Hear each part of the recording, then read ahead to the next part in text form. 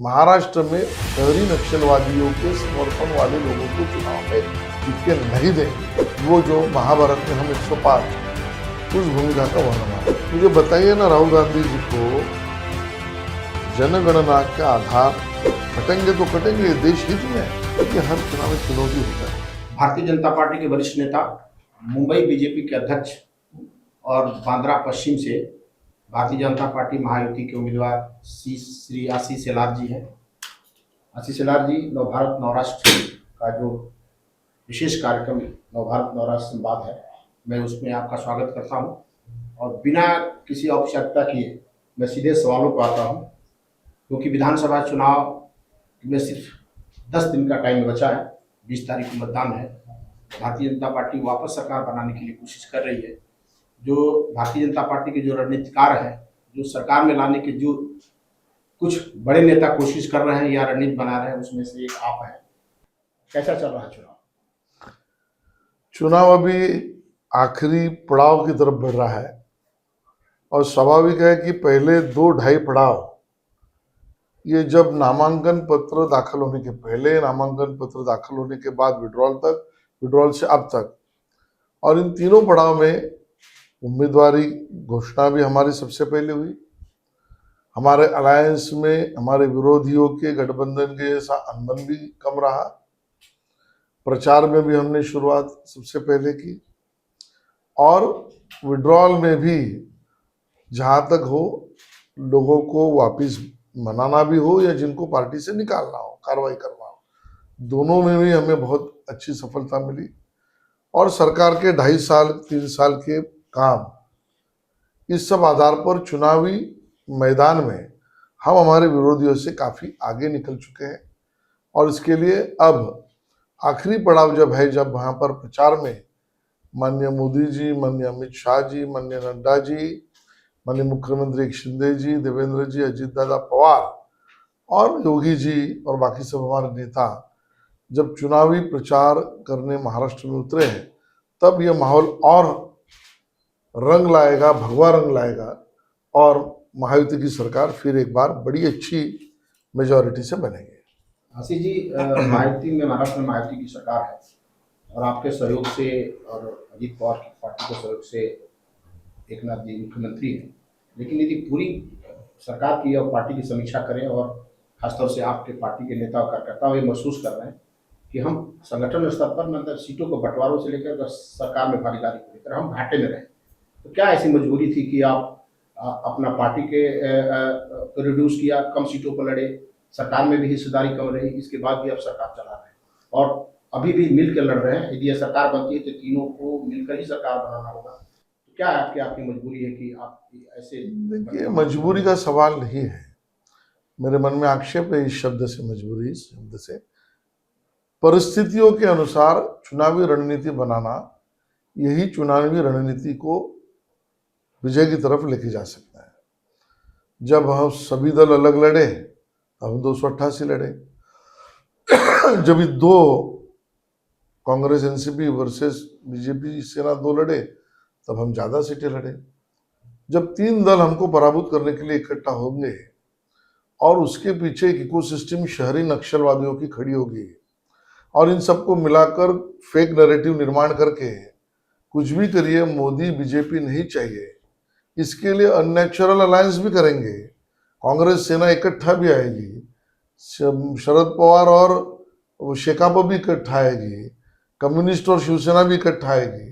तब ऐसे परिस्थितियों में जो परिस्थिति राजनीतिक बनी है, उसमें इस प्रकार के अनहोली अनैसर्गिक अलायंस को परास्त करने के लिए एक राष्ट्रभक्तों की टोली एक साथ आना जरूरी है। और इसमें अगर कहीं पर कम सीटें ज्यादा होती है तो राजनीतिक उस प्रकार की रणनीति का भाग है। हम हमारे 100% भाजपा इस लक्ष्य से ना हटे हैं ना हटेंगे, लेकिन परिस्थिति न रूप महाराष्ट्र में शहरी नक्सलवादियों के समर्थन वाले लोगों को चुनाव में जीत के नहीं देंगे। उसके लिए हम जो करेंगे, वो जो महाभारत में हम 105 उस भूमिका का वहन हमारा है। लेकिन आप देखेंगे सीट बंटवारे के बाद जो ग्राउंड पर रियलिटी है कि बहुत सारे बागी आपके अंदर भी खड़े हैं। आपने काफ़ी हद तक मनाने में सफल भी रहे, लेकिन मेरे को लगता है कि भी कई ऐसी सीटें हैं जहां आपके खुद बागी लड़ रहे हैं या आपके सहयोगियों के खिलाफ आपके लोग लड़ रहे हैं। ऐसे में नुकसान होने की ऐसी संभावना देता है। इसको किस रूप में देखते हैं? नहीं, बहुत हद तक हमने उसको कम भी किया है। हमारे विड्रॉल भी हुए। गोपाल शेट्टी जैसे कर्मठ कार्यकर्ताओं ने तो अपनी एक समझबूझ का बड़ा परिचय भी दिया है। महाविकास आघाड़ी में ऐसा नहीं है। आज भी उनमें कई जगह पर उनके रिबेल, उनके कैंडिडेट के खिलाफ, अलायंस के खिलाफ दूसरे रिबेल, एक पार्टी दूसरे के खिलाफ तीसरे रिबेल, ऐसी भाजपा और महायुति में स्थिति नहीं है। और जिन्होंने इसके बाद भी नहीं सुना, उनको पार्टी से कार्रवाई की गई है। तो मुझे लगता है हम अभी उस दौर से निकल गए। अब महायुति इस नाते इकट्ठा आकर इस दौर में अब महायुति के उम्मीदवार को जिताने के काम में लग चुके हैं। खास तौर से 2 सीटों की हम चर्चा करें, महिम और अणुशक्ति मानखुर्द अणुशक्ति की। अब मैं लगातार आप देख रहा हूं कि आप मानखुर्द अणुशक्ति नगर के बारे में बोल रहे हैं कि नवाब मलिक हमारे कैंडिडेट नहीं है, महायुति के उम्मीदवार नहीं है। और दूसरी तब महिम में आपका अलायंस शिवसेना शिंदे सेना का कैंडिडेट सिटिंग एमएलए खड़े हैं सदासन पर, और आपका कहना है कि राज ठाकरे के पुत्र अमित ठाकरे को सपोर्ट किया। ये विरोधाभास कैसे? नहीं, ये कब कहा मैंने, आप बताइए। नहीं, आपने कहा कि अपने को महायुति को सपोर्ट करना चाहिए। कब कहा मैंने? अभी मतलब 8 दिन पहले। विड्रॉल के पहले आप इस बात को समझिए। विड्रॉल के पहले महायुति इस नाते हमने अमित ठाकरे को सपोर्ट करे, महायुति इस नाते, बीजेपी नहीं, तो अच्छा होगा। विड्रॉल का समय निकल गया, अब महायुति इस नाते हम लड़ रहे हैं। नहीं, राज ठाकरे तो आपके अलायंस में है नहीं, तो उनसे समझौता करने का कोई मतलब मैंने कब बोला समझौता है? उसके मानखुर्द के बारे में क्या आपका? नहीं, पहले इस बात को स्पष्ट करिए।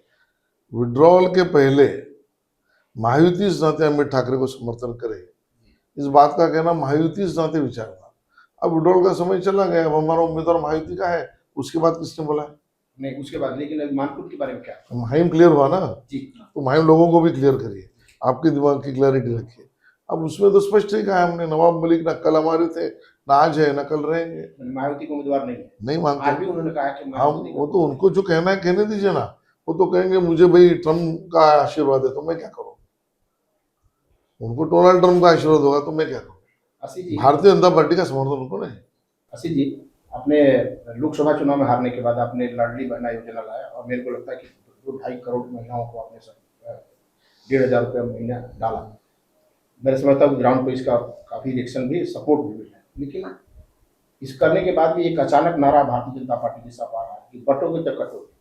जब एक तरफ विकास की बात करते हैं, दुनिया में इंफ्रास्ट्रक्चर के इतने काम है, मेट्रो के काम हुए, बुलेट ट्रेन का काम हो रहा है, और महिलाओं के लिए इतना काम हो रहा है, फिर बटेंगे और कटेंगे की बात कहाँ से? जैसे मैंने पहले भी कहा, चुनाव एक युद्ध है, उसमें रणनीति के आधार पर चलना पड़ता है। हम एकता के पुरस्कर्ता है। मुझे बताइए ना, राहुल गांधी जी को जनगणना का आधार क्यों चाहिए? ओबीसी समाज, माननीय प्राइम मिनिस्टर भी कह रहे हैं, इकट्ठा ओबीसी इस नाते आरक्षण का फायदा ले रहा है। उसने अपना एक समूह गुट इकट्ठा बना लिया है। आप उसमें जनगणना करके ओबीसीओ में डिवीजन करोगे, इसको इतना फायदा मिल रहा है आरक्षण का, इसको इतना नहीं मिल रहा है, इसको कम मिला है, इसको मिलना चाहिए, यानी ओबीसी में फटाफट हो। शेड्यूल कास्ट इकट्ठा है, उन्होंने अपना एक समूह बनाया, हमारा समाज साथ में है, उनको लाभ भी हो रहा है, लाभार्थी है, भारत के संविधान के आरक्षण के लाभार्थी है। अब जनगणना के आधार पर आप उसमें भी भाई इन समाज को इतना परसेंट मिला, उस समाज को कम परसेंट मिला, इतने सालों में इस समाज को क्यों नहीं मिला, आप उनमें भी डिवीजन चाह रहे हो, भाई शेड्यूल कास्ट में भी और शेड्यूल ट्राइब में भी चाह रहे हो। तो इसके लिए बटेंगे तो कटेंगे। यही तो विघटनवादी विचारधारा है, यही तो राहुल गांधी, उद्धव ठाकरे और शरद पवार की शहरी नक्सलवादियों के विचारों पर चल रहा है। आजकल तो उद्धव ठाकरे जी को शिव सैनिकों ने जय महाराष्ट्र बोलना छोड़ दिया, वो अभी लाल सलाम कहते हैं, बात हुतात्मा चौक की नहीं लेनिनग्राड की करते हैं। इस प्रकार से कम्युनिज्म, माओवाद, कम्युनिस्ट, इसको लेकर चलेंगे तब एक रहेंगे तो सेफ रहेंगे, बटेंगे तो कटेंगे, देश हित में है। इंदिरा गांधी जी तब कहती थी तो लोगों को क्यों नहीं बुरा लगा? हमें एक रहना है, तो ये क्या है, एक रहेंगे सेफ रहेंगे, उसमें गलत क्या है? आपकी लाडली बहना के कार्ड के लिए महाविकास अघाड़ी ने महिलाओं को 3,000 बेरोजगारियों को 4,000 देने के उसमें तो खुद ही कट गए, क्योंकि दुनिया ने देखा। पहले तो उन्होंने कहा भाई ये लाडली योजना, इसी योजनाओं से सरकारी खजाने पर, यानी जो अपना बजट है उस पर लोड होगा, ये योजना चल ही नहीं सकती। तो उन्होंने नकार घंटा पहले लगाई। फिर शिवसेना उबाटा ने कहा कि हम योजना बंद करेंगे। फिर कांग्रेस के लोग तो कोर्ट तक चले गए योजना बंद करने के लिए। अब ये सब करने के बाद ध्यान में आया कि लोगों का गुस्सा बढ़ रहा है, तब कह रहे हैं हम भी देंगे। कौन इन पे भरोसा रखेगा? और अन्य राज्यों में जहां पर इनकी सरकार है वहां तो दे नहीं पा रहे। खटाखट बोल के राहुल गांधी निकल गए।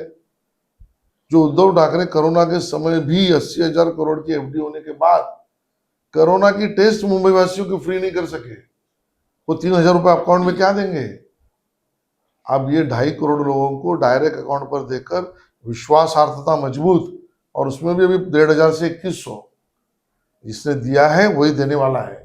वो शिंदे फडणवीस पवार सरकार के प्रति माता बहनों का अविश्वास जागृत हुआ है। और इनको मराठी में कहते हैं लबाड़ा घर से जीवन है, लबाड़ लोग हैं, ये क्या देने वाले हैं ये लोगों को पता है। अभी कल अमित शाह जी के एक बयान से एक नई बहस शुरू हुई है। देवेंद्र जी फडणवीस खुद बोलते हैं कि मैं हमारी मतलब महायुति मुख्यमंत्री एकनाथ शिंदे के नेतृत्व में चुनाव लड़ेंगे। कल अमित शाह जी का बयान आया, कोई मुख्यमंत्री डायरेक्ट बनाने की बात नहीं कही, लेकिन उन्होंने देवेंद्र जी को जिताने की बात कही। उसका अर्थ ये लगाया जा रहा है यदि सरकार बनी तो मुख्यमंत्री होगा। भाई अर्थ कोई भी कुछ भी लगाए, अमित शाह जी का वाक्य बहुत स्पष्ट है।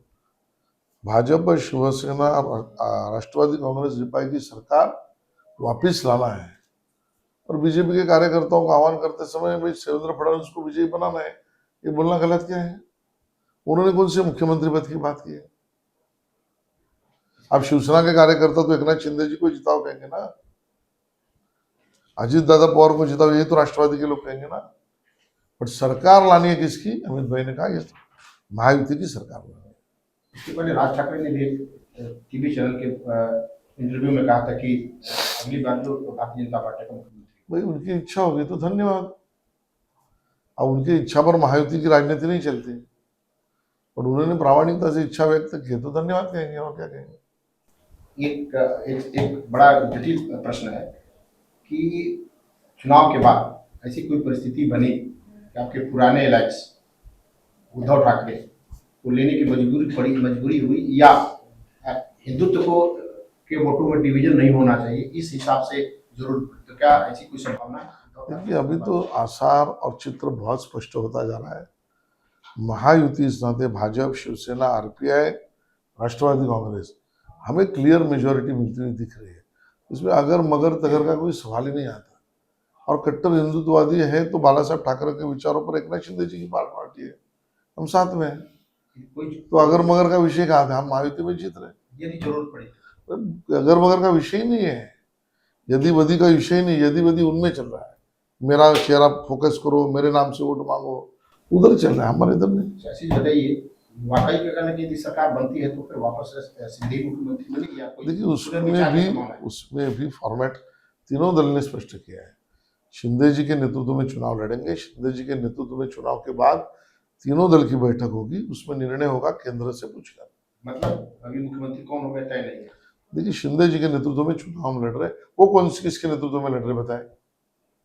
पवार साहब के नेतृत्व में लड़ रहे हैं, उद्धव जी का चेहरा दिखा रहे हैं। हम तो स्पष्ट है, चुनाव जीतने के बाद ही एमएलए तय करते हैं। और मैं आपकी कंस्टिट्यूंसी पाता हूँ, आप तीसरी बार वहाँ से विधानसभा चुनाव लड़ रहे, 10 साल तक आपने वहाँ काम किया, बहुत सारे आपने काम किए होंगे, और शायद बहुत सारी चीजें ऐसी होंगी आप नहीं कर पाएंगे जो आपको मन में है कि हमको करना है। तो बांद्रा में आपने अब तक क्या क्या किया और क्या करना बाकी रह गया?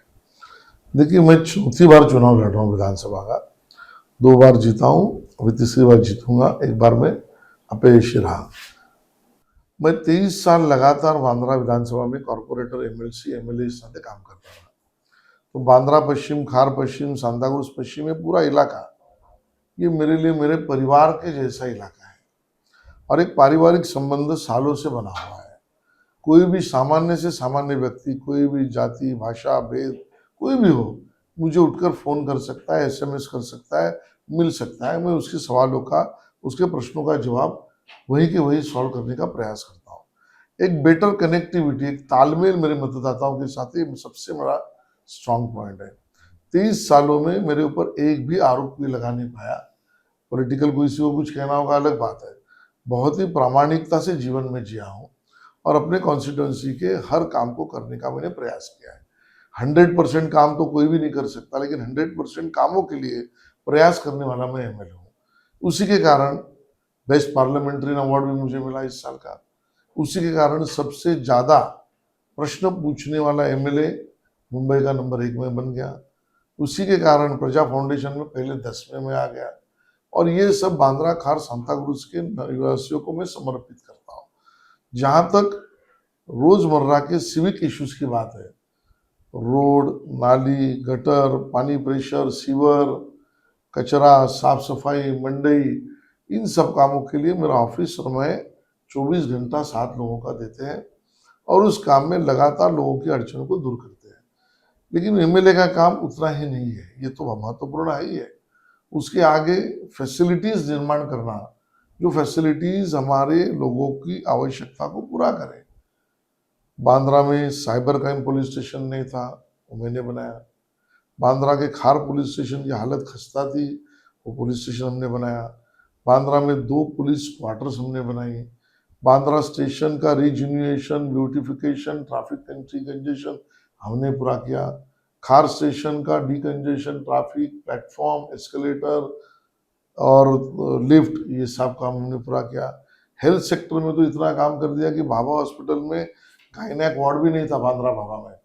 हमने 1,20,000 फुट की नई बिल्डिंग बना के आईसीयू, एनआईसीयू, बच्चों का वार्ड, गायनेक वार्ड, एक नई बिल्डिंग करके अभी वो ओपनिंग के लिए खड़ी है। सबसे महत्वपूर्ण मेरे नज़दीक का प्रोजेक्ट, बांद्रा में पहली बार कैंसर हॉस्पिटल लाया, उसका भूमि पूजन हुआ।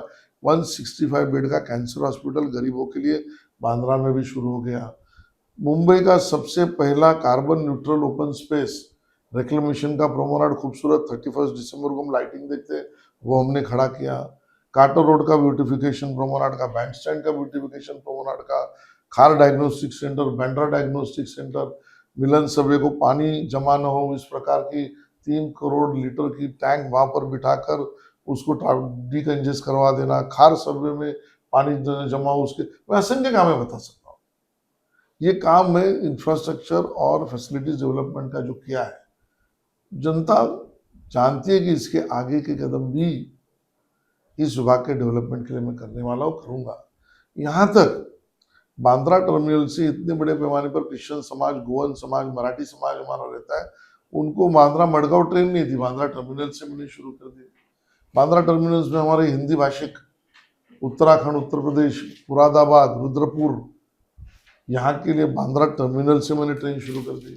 तो जो सेक्टर में जनता ने मांग के उसमें काम किया है, आगे चलकर इंफ्रास्ट्रक्चर का नेटवर्क इतना बनाने वाला हूँ। जैसे waste water treatment facility Mumbai का पहला सीलिंग के बाजू में बन रहा है कि यहाँ पर पानी प्रेशर, यानी पानी कम न हो, पानी pressure, sewer connectivity, redevelopment, slum redevelopment. 30 सालों में प्रोजेक्ट एक दूसरे को बेचना ही इतना हुआ कांग्रेस के जमाने में। आज 6,000 घरों का प्रोजेक्ट चालू है, 1,500 घरों को चाबी दी है और अगले 5 साल में पूरे स्लम रीडेवलपमेंट प्रोजेक्ट को जनता को यही का यही घर देकर वो रिडेवलपमेंट पूरा करना है। इतना इंफ्रास्ट्रक्चर आने वाले 5 साल में पूरा करूंगा, जनता की सहायता से, आशीर्वाद से, कि आज जिसकी घर का, दुकान का, फ्लैट का रेट अगर 10 रुपये है, वो 10 गुना बढ़ जाएगा। इतना अगले 5 साल में काम कर रहा है और उसका रोड मैप भी तैयार है। बांद्रा में जो आपके प्रतिद्वंदी है उसको कितना चुनौती मानते हैं? देखिए, हर चुनाव में चुनौती होता है। मैं प्रतिद्वंदी पर टीका टिप्पणी इसके लिए नहीं करता क्योंकि मेरे स्वभाव में नहीं है। मैं अपने काम पर सकारात्मक तरीके से काम करके वोट मांगने वाला आदमी हूँ। समाज में 2 प्रकार के लोग रहते हैं, एक तो रोने वाले, एक तो जो समस्या है उसको सुलझाने वाले। एक तो नकारात्मक, एक सकारात्मक। मैं विरोधियों पर कोई टिप्पणी नहीं करूंगा। मैं सकारात्मक लोगों के प्रश्न छुड़ाने के लिए काम करने वाला व्यक्ति हूँ। आशीष जी, आप मुंबई बीजेपी के अध्यक्ष भी हैं और आपके अंदर 36 विधानसभा क्षेत्र है। इसमें 2 सवाल है मेरा। एक सवाल तो ये है कि हिंदी भाषी इसमें बहुत बड़े पैमाने पर आपके साथ खड़े हैं। आप एक ऐसे पार्टी से अलायंस या नजदीकियां बढ़ा रहे हैं जिसको लेकर के समाज में एक अलग तरीके का मैसेज आ रहा है कि राज ठाकरे की मन से है जो उनकी पृष्ठभूमि है, ये उत्तर भारतीयों के विरोध पर खड़ी है। आपको लगता है कि ये आपका जो कदम है वो नहीं, सही पहली तो ये गलत बात है, कोई किसी के साथ नहीं भी है। ना हमारे महायुति में राज ठाकरे, ना उनका प्रस्ताव है, ना हमने लिया है, ना हमारा प्रस्ताव है, उन्होंने एक्सेप्ट किया है। माहिम उनका घर का लड़का, बस इतना विषय था, वो समाप्त हो गया। ना वो महायुति में, ना हम उनके साथ हैं। विषय कहाँ आता है? उनके साथ कोई alliance की भविष्य में कौन सा अलायंस है? क्यों गलत फहमियां फैला रहे हैं? हम महायुति, 4 पार्टी की महायुति है तो सबको मालूम है, वो अपना अलग लड़ रहे हैं। मुंबई में 36 में से कितनी सीट जीती? देखिए, आज आंकड़ा मैं इतना ही बता सकता हूँ कि महाविकास आघाड़ी जो है वो डबल डिजिट पार नहीं करेगी। अच्छा भाई, आप अपने विधानसभा क्षेत्र के लोगों के लिए या मुंबई के सभी 36 विधानसभा क्षेत्रों को लेकर क्या अपील करना चाहेंगे? मैं सभी मुंबई के मतदाताओं को सबसे पहले निवेदन करूंगा, बड़े पैमाने पर 20 तारीख को सुबह ही 8 बजे वोटिंग के लिए निकले। वोट आपका अधिकार है, वो अधिकारी आपके परिसर को, आपके शहर को, आपके राज्य को प्रगत राष्ट्र बना सकता है, प्रगत राज्य बना सकता है। मैं आप सबसे निवेदन भी करूंगा कि 2.5 साल उद्धव ठाकरे जी के नेतृत्व में महाविकास आघाड़ी की सरकार और 2.5 साल एकनाथ शिंदे जी के नेतृत्व में देवेंद्र जी और अजित दादा पवार के साथ महायुति की सरकार, दोनों के आंकड़े और तुलना आपके सामने है। कोरोना के समय की हुई अव्यवस्थाएं, कोरोना के समय हुआ करप्शन और स्कूल कॉलेज बंद होने से अंतिम परीक्षा कैंसिल करना, हमारे फेस्टिवल क्षण इसको भी बंद करवाना, और दूसरी तरफ डेवलपमेंट के प्रोजेक्ट्स को भी महाविकास आघाड़ी के समय मेट्रो हो, कोस्टल रोड हो, उसको स्थगिति देना, और दूसरी तरफ एकनाथ शिंदे जी, देवेंद्र जी, अजित दादा पवार की सरकार, जहाँ अटल सेतु पूरा, जहाँ कोस्टल रोड पूरा, जहाँ मेट्रो के रूट्स आधे से ज्यादा पूरे, जहाँ पर मुंबई बुलेट ट्रेन बढ़ गई, उसका डेवलपमेंट शुरू हो गया, मुंबई नागपुर समृद्धि पूरा हो गया, मुंबई दिल्ली कॉरिडोर का काम शुरू हो गया, लोगों को, बेरोजगारों को रोजगार देने के लिए बाहर से इन्वेस्टमेंट आने वाले प्रोजेक्ट भी शुरू हो गए। उद्धव ठाकरे जी के जमाने में नाणार का प्रकल्प नहीं चाहिए, आरामको का प्रकल्प नहीं चाहिए, धारावी का रिडेवलपमेंट नहीं चाहिए, वहीं यहाँ पर वाड़वन का बंदर लेके आए, डेवलपमेंट की बात, जीडीपी की बात, धारावी रिडेवलपमेंट से मुंबई का सुनियोजित विकास, ये दोनों चित्र देखकर एक जगह पर महाविकास आघाड़ी यानी स्थगिति और दूसरी तरफ महायुति यानी प्रगति, ये प्रगति का साथ दीजिए और अपने मुंबई और राज्य को आगे बढ़ाए। बहुत बहुत धन्यवाद आशीष जी। चुनाव प्रचार के व्यस्ततम कार्यक्रम से समय निकाल के नव भारत नव राष्ट्र के कार्यालय आए और हमारे नव भारत नव राष्ट्र संवाद के कार्यक्रम में हिस्सा लिया। आपको नव भारत की तरफ से और नव भारत पूरी परिवार की तरफ से धन्यवाद, धन्यवाद, धन्यवाद और आपको अग्रिम बधाई। धन्यवाद।